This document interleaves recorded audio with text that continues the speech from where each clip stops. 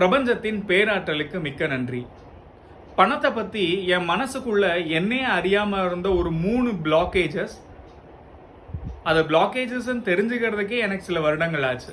அப்படி தெரியாமல் இருந்திருந்தா மேபி நான் ஒரு சில ஸ்ட்ரெஸ்ல இருந்து அப்போவே வெளியில் வந்திருப்பேன். முதல் பிளாக்கேஜ், பணம் சம்பாதிக்கிறது ரொம்ப கஷ்டம். நம்ம இப்போ இருக்கிற சேலரியிலேருந்து நம்ம எதிர்பார்க்குற சேலரிக்கு போகணும் அப்படின்னா ரொம்ப வருஷங்கள் ஆகும். நம்மளால் ஒரு சொந்த வீடு வாங்கணும் அப்படின்னா கூட ரொம்ப கஷ்டப்படணும் அப்படிங்கிற ஒரு நினைப்பு எப்போவுமே என் மனசுக்குள்ளே இருந்தது. அதுக்கப்புறம் ஒரு சில வருஷங்கள் கழித்து நான் புரிஞ்சுக்கிட்ட விஷயம், நமக்கு ஒரு விஷயம் வேணும் அப்படின்னு அடம் பிடிக்க ஆரம்பித்தோம் அப்படின்னா இந்த பிரபஞ்சம் நமக்கு நிச்சயமாக அந்த விஷயத்தை கொண்டு வந்து சேர்க்குது. இந்த பிரபஞ்சம் அப்படிங்கிறது டைரெக்டாக நம்மக்கிட்ட எந்த விஷயத்தையும் கொண்டு வந்து சேர்க்கறது கிடையாது. அதுக்குண்டான சூழ்நிலைகளையும் அதுக்குண்டான ஆப்பர்ச்சுனிட்டிஸையும் நம்மக்கிட்ட கொண்டு வந்து சேர்க்குது. அந்த ஆப்பர்ச்சுனிட்டிஸை கிராப் பண்ணுறவங்க முன்னேறி போய்கிட்டே இருக்காங்க. கிராப் பண்ணாமல் அந்த ஆப்பர்ச்சுனிட்டிஸில் இருக்கிற சின்ன சின்ன ரிஸ்க்கை பார்த்தவங்க முன்னேற முடியாமல் போயிடுறாங்க. ஒரு ஸ்டேஜுக்கு அப்புறம் அந்த மாதிரி ஆப்பர்ச்சுனிட்டிஸ் என் முன்னாடி வரும்போது நான் தைரியமாக எடுத்த முடிவோட பலன் எனக்கு கொஞ்ச நாளில் தெரிய ஆரம்பிச்சு. 2வது பிளாக்கேஜஸ், நான் எனக்கு நானே போட்டுக்கிட்ட ஒரு பவுண்டரிஸ்.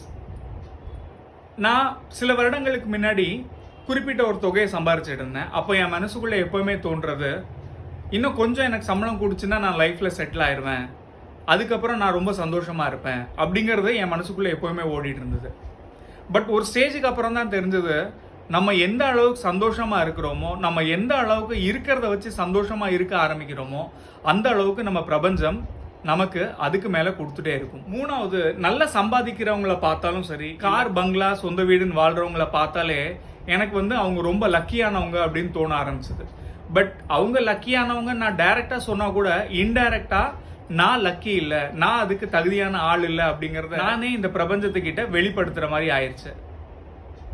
ஸோ ஒரு குறிப்பிட்ட ஸ்டேஜுக்கு அப்புறம் நான் அந்த எண்ணத்தை மாற்ற ஆரம்பித்தேன்.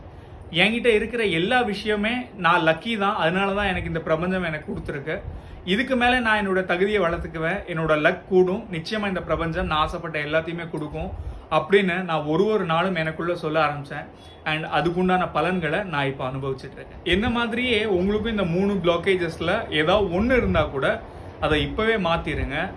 நீங்கள் மாற்றின உடனேயே இந்த பிரபஞ்சம் அதுக்குண்டான மேஜிக்கை ஆரம்பிச்சிடும்.